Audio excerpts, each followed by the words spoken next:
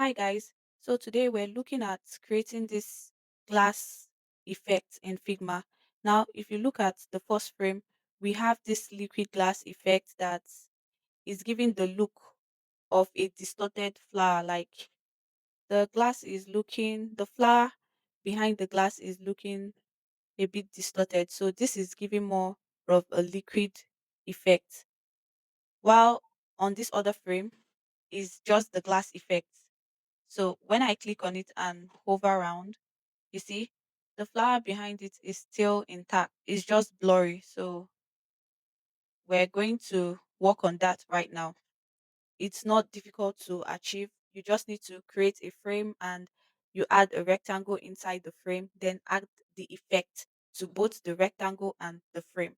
Since we're going to have a text inside, we'll start by typing a text. Let's give this a text. All right, I'll go ahead to reduce the text. Now, next thing you want to do is add an auto layout to this text to create a frame. You can hit Shift and A on your keyboard, and now is an auto layout frame. I'll go ahead to increase the padding. All right. Then next thing I want to do is to make sure is the clip content is checked. Yeah. Okay. The next thing we want to do is to add a rectangle into the frame. So I'll just hit R on my keyboard and draw a rectangle. Now I will put the rectangle into this auto layout frame. So I will click on Command and X to cut and click on the frame, and I will click Command V to drop it in. Now it will look something like this. All you have to do is to come to this position section and ignore auto layout. Then I'll go ahead to center align it. Then from this layers panel, I'll make sure to put the rectangle above the text. So I'll just click and I'll drag it up. Okay. Then I'll give the rectangle a feel of complete white, opacity to zero point 0.1. You won't see the changes, right? But we're getting there. So next thing you want to do is click on the frame itself, not the rectangle, the frame. Then let me quickly change the color of this text. I don't want it to be complete black. All right. Now select the frame. You come over here and add effects. Let's start with an inner shadow. While trying to work on this, you can quickly pause the video and get the information for these effects. So for the position, I'm going to give it a -6, and for the Y, I'll give it a -8. This is not fixed. You can try out new numbers, but nothing too far from this, so you can achieve the same effect you're trying to get, right? So for the blur, I would make it a 10. Then the color, I would make it complete white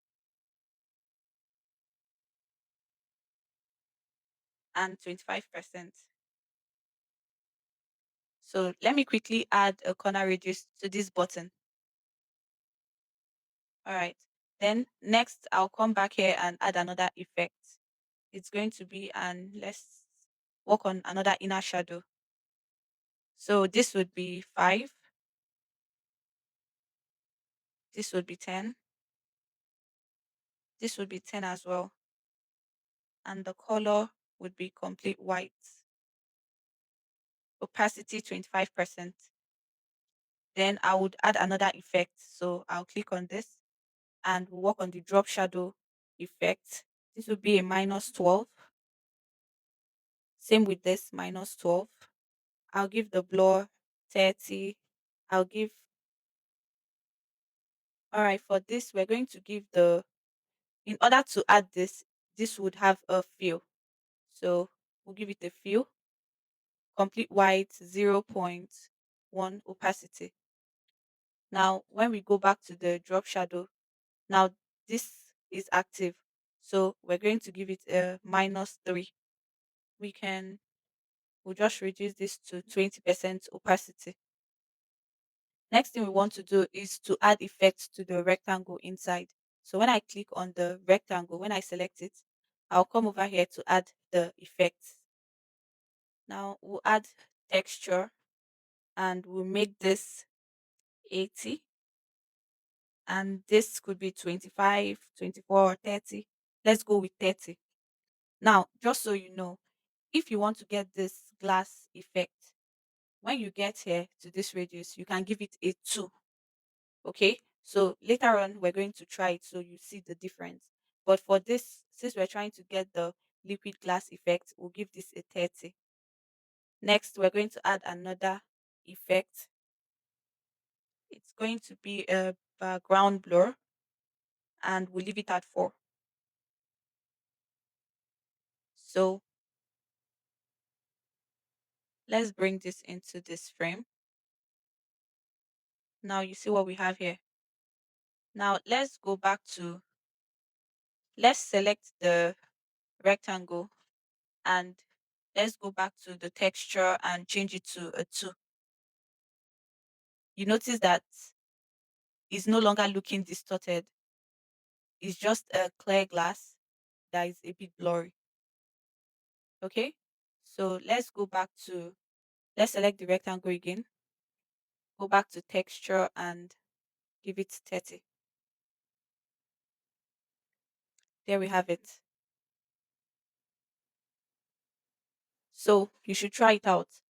The numbers are not fixed, but just to start with, you can start with the figures I used for this tutorial. Then later on, you can start experimenting to know what works for you.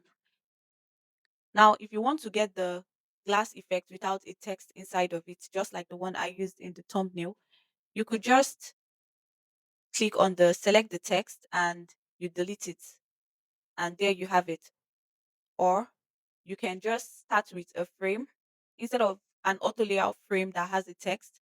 You could just give it a frame and then you add a rectangle into the frame. Then add the same effects, just like I added to the first one. That's all. There are actually different ways of achieving this. For this, I went ahead to even give it a stroke, just this way. In case if you want to give yours a stroke, you can pause this video and quickly look at the settings here. Yeah, that's it for today's tutorial. If you liked it and if it's helpful, you can like the video and subscribe. See you in my next video. Bye.